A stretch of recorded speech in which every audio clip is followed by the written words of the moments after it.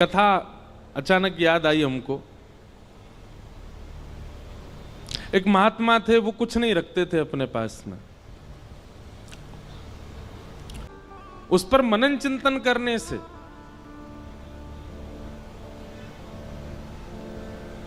एक कथा अचानक याद आई हमको। एक महात्मा थे, वो कुछ नहीं रखते थे अपने पास में। कभी किसी से कुछ लेते भी नहीं थे। हाँ, कोई भगवत वस्तु दे दे तो उसको संभाल लेते थे। किसी भक्त ने उनको गीता जी दे दी।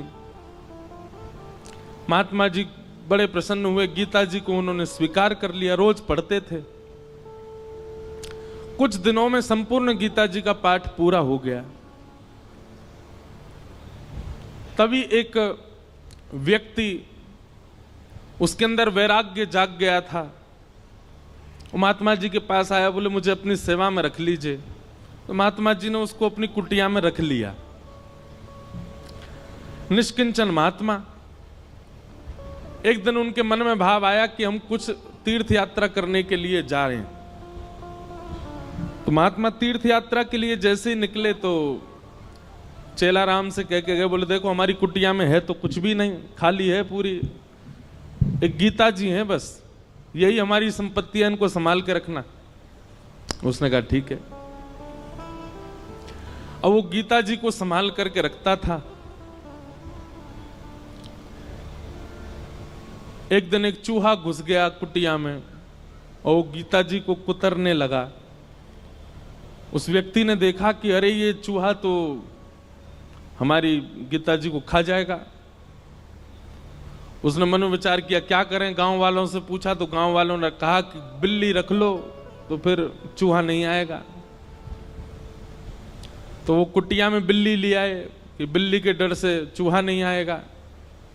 कुछ दिन तो चूहे नहीं आए, लेकिन बिल्ली बेचारी पतली दुबली होने लग गई, उसको भोजन पानी मिलता नहीं था, सूखने लग गई। व्यक्ति को बड़ी चिंता हुई। उसने गांव वालों से कहा, बोले हमारी बिल्ली तो पतली हो गई, अब क्या करें। बोले इसको दूध पिलाना पड़ेगा तब हिष्ट पुष्ट होगी। तो क्या करें उसके लिए। बोले गैया रख लो। कुछ दिन तो किसी भगत के यहां से दूध आ जाता था, लेकिन कुछ दिन बाद एक गैया और रख ली। अब गैया का दूध उसको बिल्ली को पिलाने लगे। अब महाराज गैया पतली दुबली होने लग गई।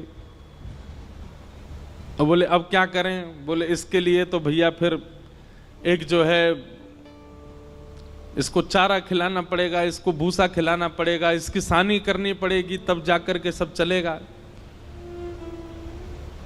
मन में विचार करने लगे बड़ा दिक्कत वाला काम है, अब उसके लिए क्या करें।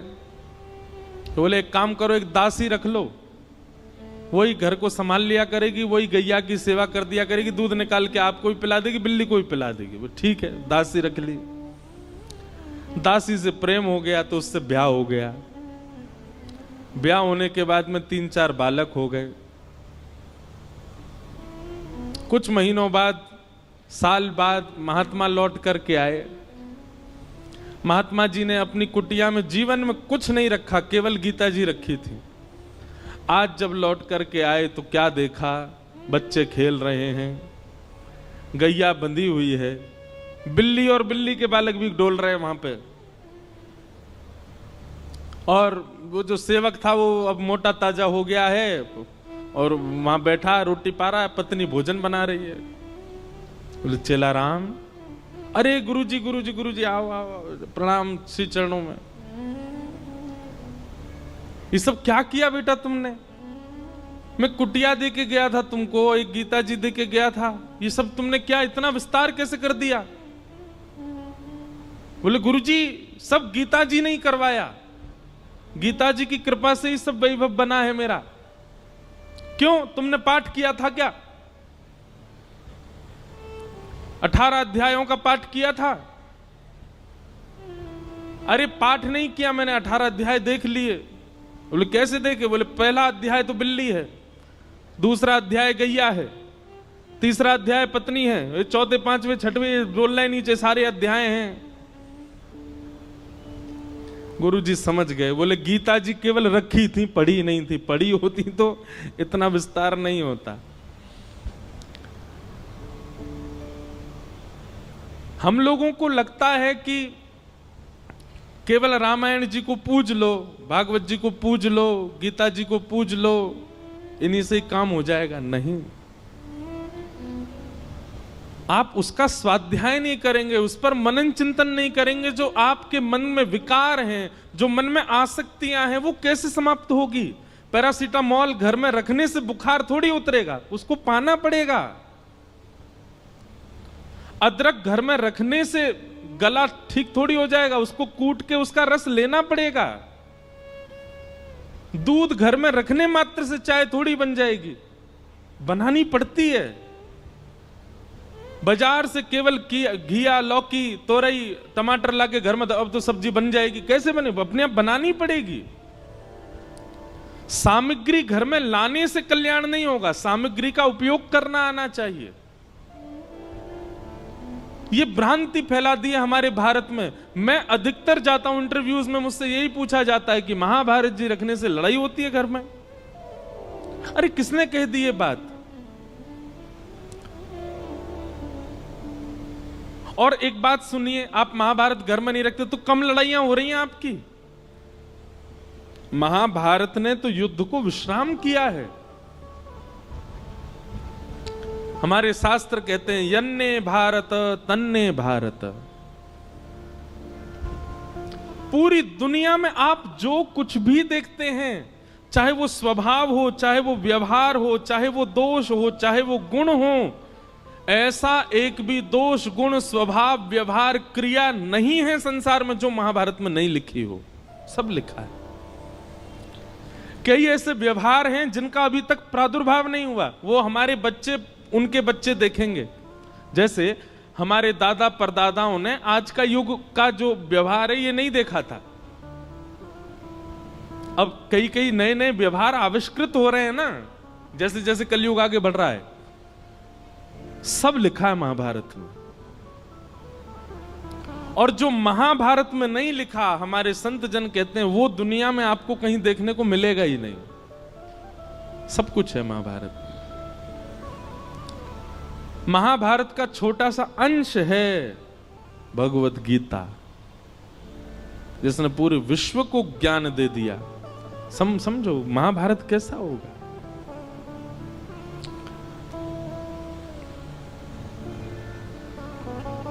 कल हम लोग द्रौपदी का प्रसंग सुन रहे थे। उत्तरा के बालक की रक्षा की वही बालक परीक्षित हुआ। हमारे पूज्य पिताजी महाराज के गुरुदेव भगवान अनंत श्री विभूषित श्री रामानुज प्रपन्नाचार्य गुरु जी महाराज, हमारे दादा गुरु, उन्होंने भागवत जी के कई विषयों पर छोटे छोटी किताबें लिखी हैं। वो कहीं प्रकाशित नहीं है, हमारे घर में ही रखी हैं बस। तो कभी कभी मैं देखने का अवसर मिलता है तो मैं उसमें भाव देखता हूं गुरु जी के। तो वहां गुरुजी एक बात को संकेतित करते हैं कि भगवान ने उत्तरा के बालक की रक्षा क्यों की। अच्छा, भगवान बाहर खड़े खड़े भी ब्रह्मास्त्र को नष्ट कर सकते थे, लेकिन ठाकुर जी गर्भ में क्यों गए? गर्भ में जाकर के उस बालक की रक्षा क्यों की? ब्रह्मास्त्र चलाया था ना उत्तरा के बालक पर, बाहर से ही देख देते ब्रह्मास्त्र नष्ट हो जाता। ठाकुर जी भीतर क्यों गए? और वो भी उस गर्भ में गए जिस गर्भ में न जाना पड़े। इसके लिए सारे वेद, वेदांत और उपनिषद कहते हैं, सारे पुराण यही तो कहते हैं, ऐसे कर्म करो कभी गर्भ में ना पड़ो। भगवान खुद चटपट घुस गए भीतर रक्षा के लिए। तब हमारे गुरुदेव भगवान कहते हैं, बोले सामान्य बालक होता तो ठाकुर जी बाहर से ही ब्रह्मास्त्र नष्ट कर देते, लेकिन ठाकुर जी ने जब उस परीक्षित के पूरे भविष्य का चिंतन किया तो मन में विचार आया, ओहो ये तो भविष्य में चल करके हमारी कथा का श्रोता बनेगा, क्यों ना ऐसे बालक को गर्भ में दर्शन दिया जाए। इसलिए ठाकुर जी गर्भ में गए। आप लोगों को बहुत आसान लगता है कथा में आना, आप लोगों को बहुत आसान लगता है कि गाड़ी में बैठ के आए, पहुंच गए कथा में, कथा सुन ली। हमको बहुत आसान लगता है कथा करना, वैसे है नहीं, हमको तो नहीं लगता आसान। कोई हमसे पूछे कितनी कठिनाइयां होती हैं कथा सुनाने में, कई बार आपने देखा होगा कि हम आंख बंद करके कथा कह देते हैं एक आध घंटा तक। क्यों? उस समय किसी श्रोता का कुभाव दिख जाता है। कुभाव मतलब या तो उबासी लेता हुआ दिख गया कोई, या फिर कोई फोन चलाता दिख गया है।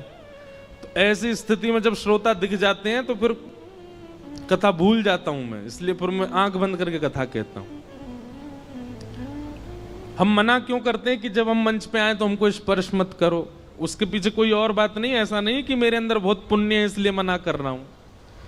मैंने अनुभव किया है कि कई बार लोगों के स्पर्श से हम जितने भावना बना करके आए मंच पे आके सब भूल जाता हूं मैं। आप तो सद्भाव से स्पर्श कर रहे हो, पर किसी का कोई भाव ही नहीं है, वो देखा देखी स्पर्श कर रहा है। इसीलिए दूर से प्रणाम करो, आपको ही फायदा मिलेगा, हम कथा अच्छे से सुना पाएंगे। पर जब बहुत ज्यादा लोग स्पर्श कर देते हैं तो मैंने देखा है कि मेरे भाव जितने होते हैं शून्य हो जाते हैं। कथा करना भी बड़ा कठिन है, पर कथा सुनना भी बहुत कठिन है। कथा में बैठना, बैठ करके बहुत देर तक श्रवण करना, और केवल श्रवण नहीं, उसका निरुध्यासन करना, उसको समझ करके जीवन में उतारना, ये भगवत कृपा के बिना नहीं हो सकता।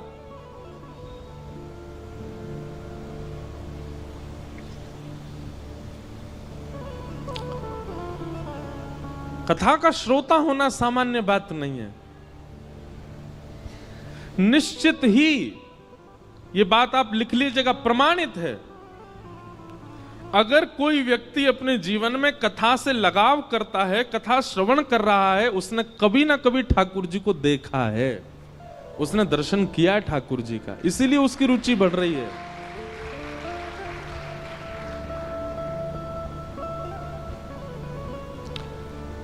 क्यों इतना आनंद आता है सुनने में? क्यों इतना सुख मिलता है आपको? क्योंकि कभी ना कभी आपके जो भीतर चित्त है, आपकी जो आत्मा, उसने कभी अनुभव किया है ठाकुर जी का।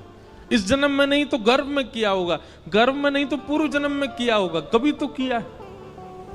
तभी आपकी रुचि बढ़ रही है, तभी कथा सुनते सुनते नेत्र सजल हो रहे हैं, कथा सुनते सुनते प्रसन्नता हो रही है, कथा सुनते सुनते रोंगटे खड़े हो रहे हैं। ये सब विचार, ये सब प्रभाव हमारे ऊपर क्यों हो रहे हैं? क्योंकि कभी ना कभी तो ठाकुर जी का दर्शन हुआ है हमें।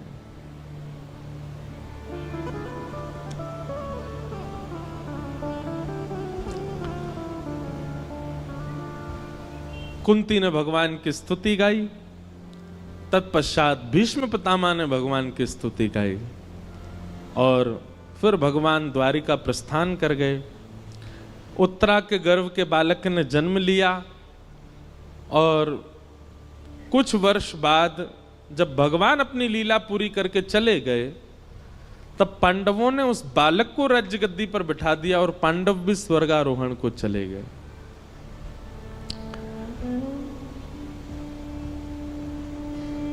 परीक्षित धीरे धीरे बड़े हुए, उनका विवाह हुआ, जन्मेजय आदि पुत्र हुए। अब यहां पर एक बहुत अच्छी बात है, पता है? बटुक जी भी बैठे हैं, कई सारे विद्वान भी बैठे हैं। अधिकतर व्यास कहते हैं, हम भी कहते थे पहले कथा में, कि कलयुग को 5 स्थान दिए, और उन 5 स्थानों में एक स्थान जात रूप मदात प्रभो सोने में निवास दिया। अभी हम इसका विस्तार करेंगे, बस ये कुछ व्यास बैठे हैं सन्मुख, उनको बता रहे हैं। और उसके बाद परीक्षित ने आकर के मुकुट पहन लिया, जिसकी वजह से उनके मस्तिष्क में कलयुग प्रविष्ट हो गया। पर यह कथा भागवत में लिखी नहीं है। परीक्षित जी ने कोई मुकुट नहीं धारण किया,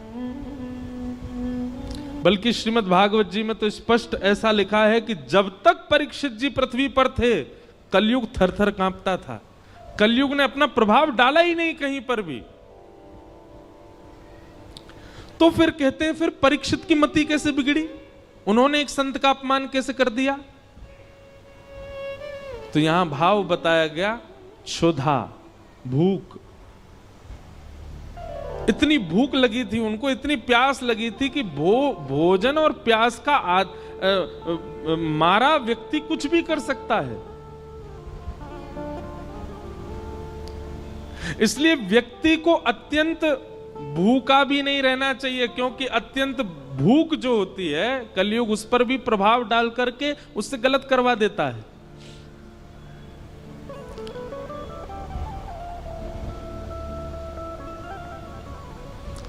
दो लोगों को भगवान नहीं मिलते।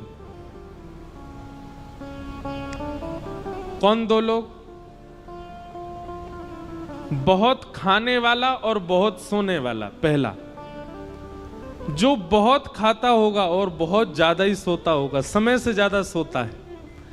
अच्छा देखो, एक हमारे जैसे सोने वाले हैं। हमारे जैसे सोने वाले मतलब जिनकी 4-4, 5-5, 6-6 महीना की नींद बकाया है। कभी कभी नींद आती है तो खूब देर तक सो लेते हैं, पर कभी कभी सो पाते हैं हम। लेकिन एक व्यक्ति करता धरता कुछ नहीं, पूरे दिन पड़ा रहता है बस, फिर भी उसको इतनी नींद आती है कि रात में सोता है, सवेरे उठता है 10-11 बजे। काम नहीं करता, कहीं बाहर जाने का उसका काम नहीं, घर में पड़ा रहेगा पूरे दिन, और फिर भी उसको इतनी नींद आती है कि 7-8 घंटे सोता है। ऐसे व्यक्ति को ठाकुर जी नहीं मिलते। जो पारिश्रमिक नहीं है, परिश्रमी नहीं है, और फिर भी सोता है।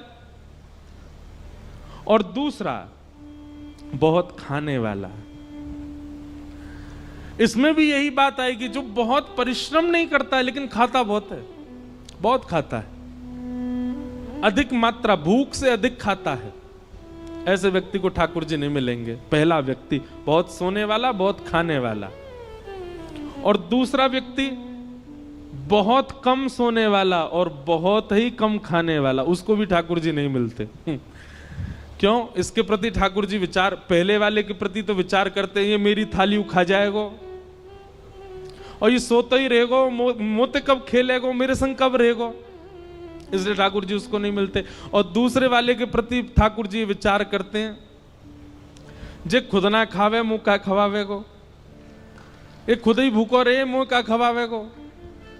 और दूसरी बात ठाकुर जी सोचते हैं, खुद सोवे ना है मुंह भी ना सोन देगो, पूरे दिन जगो रहे तो मुंह परेशान करेगो।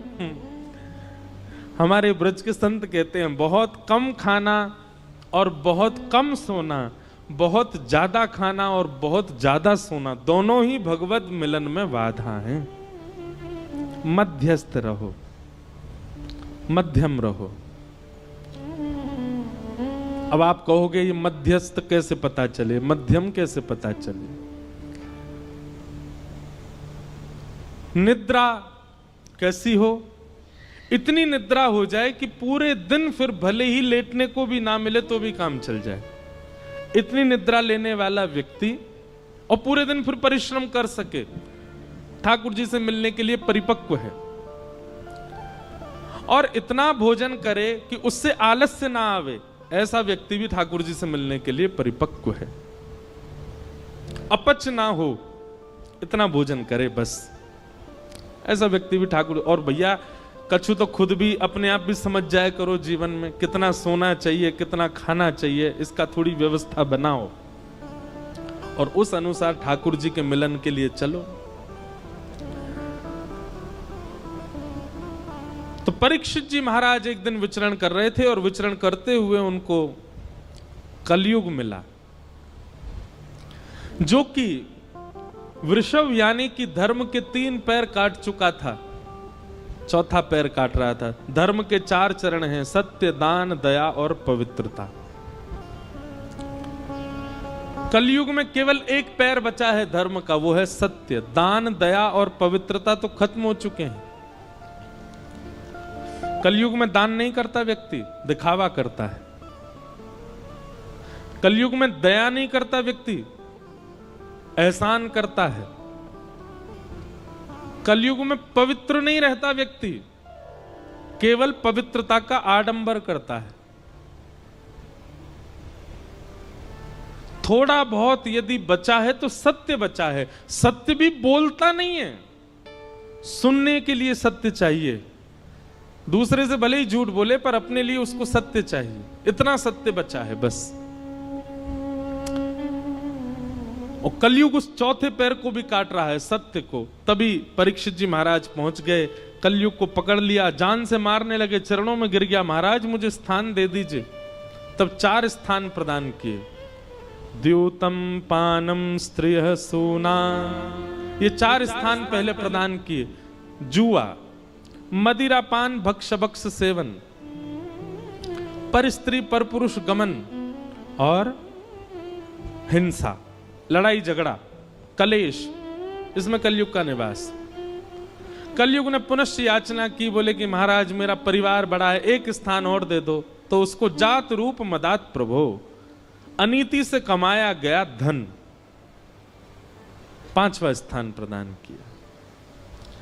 इन 5 स्थानों पर बहुत सावधान रहा कीजिए। कभी भी जुआ में नहीं खेलना है। जुआ का मतलब क्या होता है? धन को दांव पर नहीं लगाना है। यह शर्त लगाना भी एक प्रकार का जुआ है, नहीं लगाया कीजिए। भैया सीधी बात है, किसी की पत्नी को दांव पर लगा दोगे, पति छोड़ेगा आपको? और वो भी पति कौन है? जगत नियंता, जगदाधार, जगदीश्वर, त्रिलोकीनाथ, उनकी पत्नी है लक्ष्मी। आप लक्ष्मी को दांव पे लगा दोगे, नारायण प्रसन्न रहेंगे आपसे। भागवत जी में वर्णन है कि जुआ खेलने वाला व्यक्ति लक्ष्मी को असद स्थान पर प्रयोग करने वाले व्यक्ति से पंचदेव सदैव नाराज रहते हैं।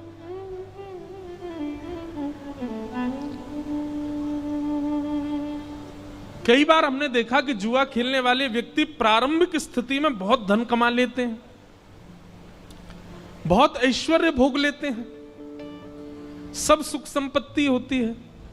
एक बात याद रखिएगा बंधुओं, बहुत ध्यानपूर्वक सुनो। असद क्रिया करने वाला व्यक्ति, बहुत ध्यान से सुनिएगा, असद क्रिया करने वाला व्यक्ति दूषित क्रिया करने वाले व्यक्ति के लिए एक निधान बनाते हैं भगवान। क्या?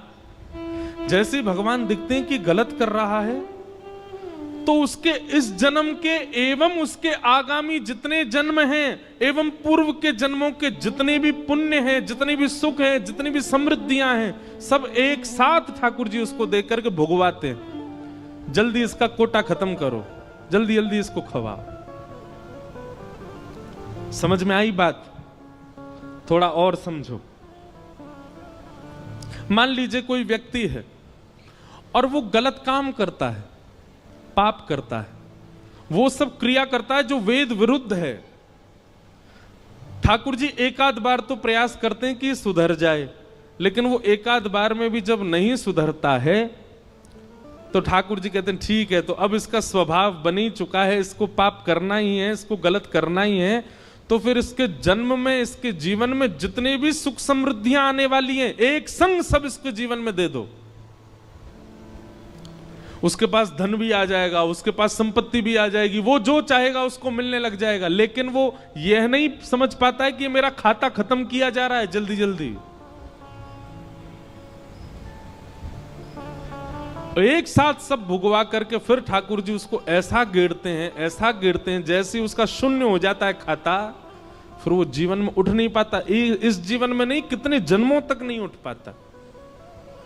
और भक्ति करने वाले के साथ उल्टा होता है।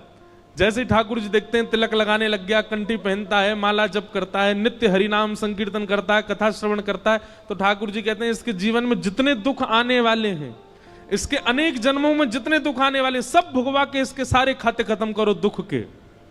और एक साथ ठाकुर जी भुगवा भुगवा करके सब नष्ट कर देते हैं, शून्य कर देते हैं। और जैसे ही उसका खाता शून्य होता है, ठाकुर जी आकर के उसको हृदय से लगा लेते हैं। कभी कभी बंधुओं एक बात कहे हम, कभी कभी आप जो चाहते हो वो होने लग जाता है, सब कुछ बहुत अच्छा अच्छा चल रहा है, और इसके बदले में आप ये भी जानते हो कि आप पाप करते हो, आप वो सब क्रिया करते हो जो वेद विरुद्ध है, जो शास्त्र विरुद्ध है, और फिर भी आपके साथ सब कुछ अच्छा अच्छा होता है, तो संकेत समझ लेना खाता खत्म किया जा रहा है अच्छाई का। और जिस दिन कंठी माला पहनो, तिलक धारण करो, गुरु मंत्र ले लो, नाम जप करना प्रारंभ कर दो, तैयार हो जाना। अब ठाकुर जी हमारे बुराई के, हमारे जीवन के आने वाले दुखों के, कष्टों के, आर्तों के जितने भी विपत्तियां हैं सब अब भेजेंगे। हमको उसको निवृत्त करना, उससे नष्ट करना, उससे निकलना है, घबराना नहीं है।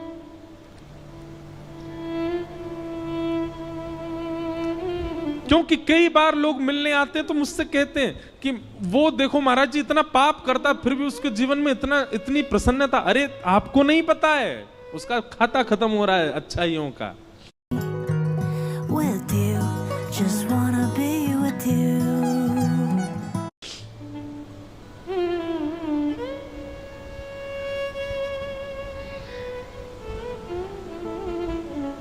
इसलिए कभी कभी जीवन में रुकावटें आना, कभी कभी जीवन में एंजाइटी आना, डिप्रेशन आना, चिंताएं बढ़ना, थोड़ी थोड़ी परेशानियां आना,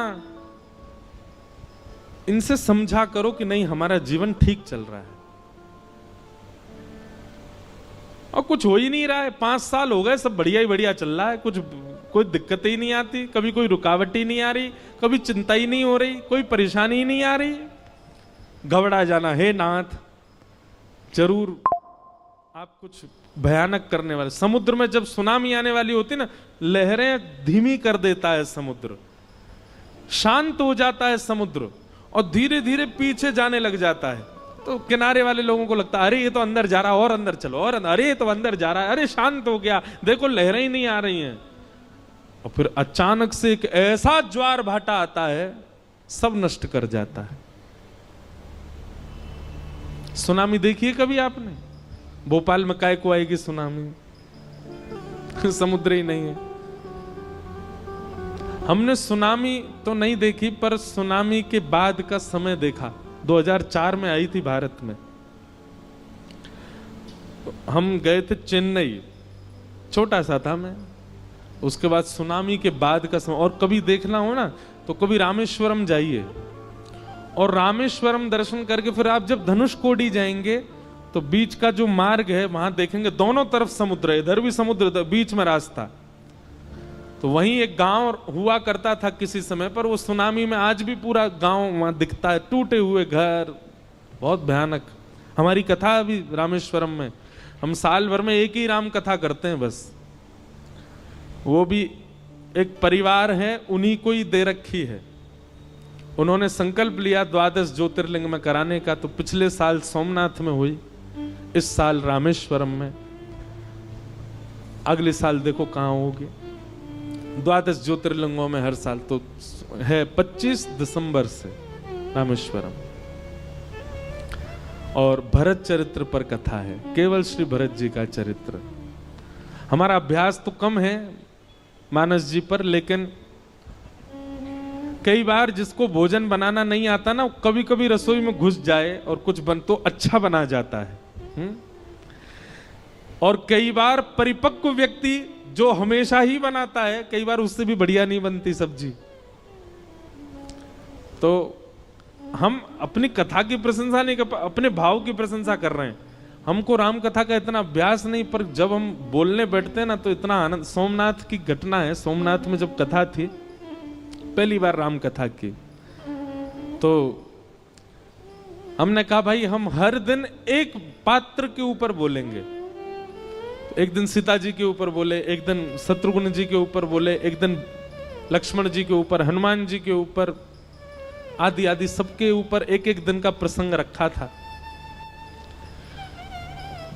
जिस दिन भरत जी का चरित्र था तो मैं कक्ष में पढ़ता था पूरे दिन, मैं मिलता नहीं था वहां किसी से, पढ़ता था और कथा करता था। तो जब भरत चरित्र हम पढ़ रहे थे, आज भी स्मृति में आता है वो सब भाव। अपने बिस्तर की रजाई में घुस के रोया, मैं इतना रोया कि मैं बस ये बोलूं संग वालों से, आज कथा मैं नहीं कर पाऊंगा। मैंने कि जो चरित्र पढ़ने में इतना भाव दे रहा है उसको हम कैसे सुनाएंगे। पर वास्तव में मानस जी, रामचरित्र मानस सामान्य नहीं है, अद्भुत है। और उसको कोई भावजन्य व्यक्ति सुने और भावजन्य व्यक्ति सुनाए तो ही मानस जी को न्याय मिल पाएगा, नहीं तो नहीं।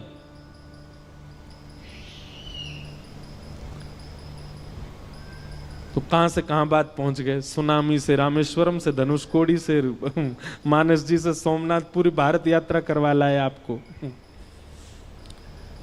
तो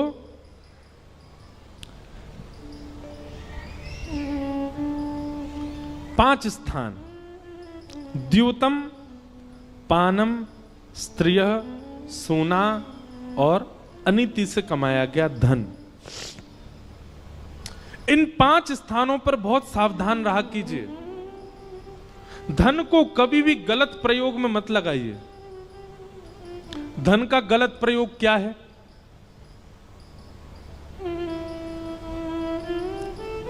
आपके धन देने से अगर किसी जीव की हिंसा हो रही है वो गलत है। आपके धन देने से किसी के आत्मसम्मान पर बात जा रही है, किसी का परिवार नष्ट हो रहा है, वो गलत है। आपके धन देने से कोई व्यक्ति व्यसन की ओर अग्रसित हो रहा है, वो धन का गलत व्यय है। आपके धन देने से गलत व्यक्ति अपने सही मार्ग को छोड़ करके गलत मार्ग पर जा रहा है, वो धन का व्यय गलत है। कुपात्र दानाच भवे दरिद्रम दरिद्र भावेन करोति पापम पाप प्रभावा नरकम प्रयाते पुनर्दरिद्री पुनरेव पापी।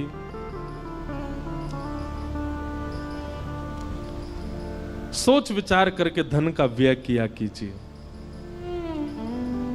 दूसरा, पानम, मदिरा पान करना, भक्ष सेवन करना, जीव हिंसा करके खा जाना, तंबाकू खाना, सिगरेट पीना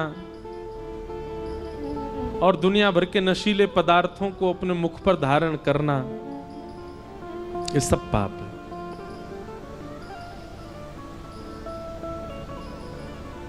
आप तांबूल सेवन कर सकते हैं। तांबूल मतलब सुपारी प्रसाद की ले सकते हो, पान खा सकते हो, मीठा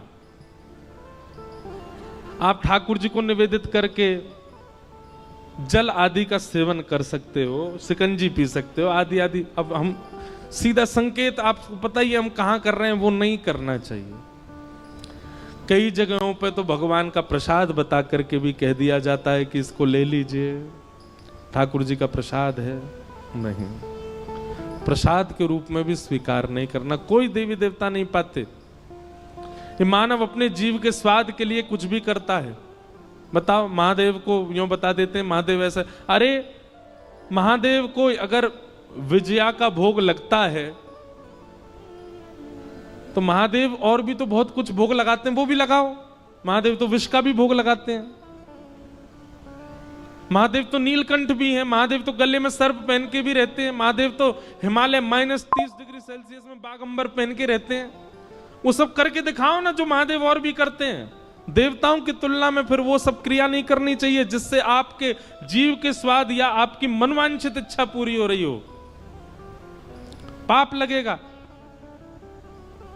सही बता रहे हैं, जो महादेव का नाम लेकर के जीवन भर नशा करता है, उसकी मृत्यु के बाद शमशान से ही त्रिशूल लेके भागते होंगे महादेव उसके पीछे। तुझे बताऊं मैं पहले, मेरे नाम पर जाने क्या क्या करके आया। ये क्यों नहीं सुना तूने कि महादेव 24 घंटा राम नाम ध्वनि के चिंतन में रहते हैं? वो क्यों नहीं किया? महादेव पार्वती जी को बैठा बैठा करके कथा सुनाते हैं, अमर कथा सुनाते, ये क्यों नहीं किया तेने? महादेव ने अपनी जटा से पूरे विश्व को पवित्र करने वाली गंगा जी को प्रकट करके, आई तो वो ब्रह्मलोक से हैं, आई तो वो विष्णु लोक से हैं, पर महादेव के जटा से ही तो पृथ्वी पर आई हैं। महादेव जैसे उच्च कोटि के बन तो जाओ।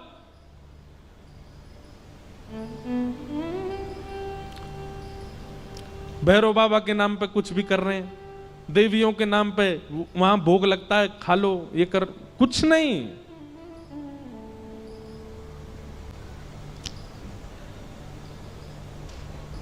व्यसन प्राधान्य जो देवों को पूजते हैं ना, और देवताओं की पूजा के बाद फिर व्यसन को अपने उपभोग में लेते हैं। ठीक है, कहीं पर विधान है कि देव को अर्पित करना है, किसी के गणों को अर्पित करना है, लेकिन उसके प्रति आपकी भावना फिर क्या, वो प्रसाद रूप में हम भी ले लें,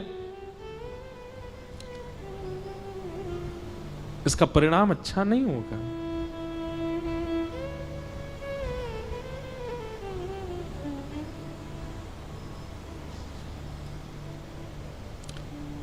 एक बार मैं कहीं कथा में बोल रहा था कि किसी व्यक्ति के ऊपर देवी देवता नहीं आ सकते, गण आ जाते होंगे। भैया सीधी बात है, प्रधानमंत्री किसी व्यक्ति को विशेष को परेशान नहीं करता, उसके नीचे रहने वाले, नीचे बैठने कुर्सी वाले परेशान कर देते होंगे। प्रधानमंत्री किसी को फोन करके नहीं कहेगा रुक जा बेटा रात में गुंडे भेज रहा हूं तेरे पास, ना। उसके नीचे बैठने वाले जिनकी बातें प्रधानमंत्री को पता ही नहीं है कि वो कहां क्या करते हैं, वो परेशान करते हैं। भैया आदिदेव जितने भी हैं ये सब तो कृष्ण चिंतन में इतने व्यस्त रहते हैं, इन पे समय आपको परेशान करने का। उनके नीचे जो छोटे छोटे गण बैठे रहते हैं वो जरूर परेशान कर देते होंगे। कभी देवी देवता आपको परेशान नहीं करते, आपके ऊपर नहीं आते, आप पर हावी नहीं होते। उनके गण जरूर कोई लीला कर देते होंगे, वो बात अलग है। पर हमको 9 साल हो गए कथा करते करते, हमारे सिर पे क्यों नहीं आ रहे देवता? विवाह के पश्चात एक पतिव्रत धारण करो, और उसमें करना कुछ ज्यादा नहीं है, केवल एक ही काम करना है। क्या? जिससे आपके 7 फेरे हुए हैं, जिससे आपका पाणी ग्रहण हुआ है, अब वो सर्वशिव संसार का सबसे बड़ा व्रत यही है।